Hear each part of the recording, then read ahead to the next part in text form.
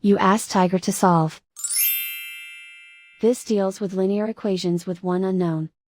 The final result is q equals 6. Let's solve it step by step.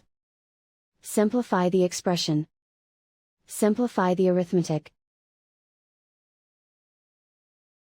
Group all constants on the right side of the equation. Subtract 7 from both sides. Simplify the arithmetic.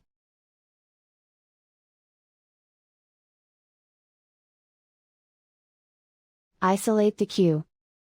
Divide both sides by 3. Simplify the fraction.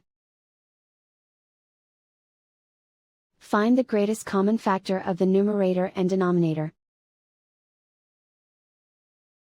Factor out and cancel the greatest common factor.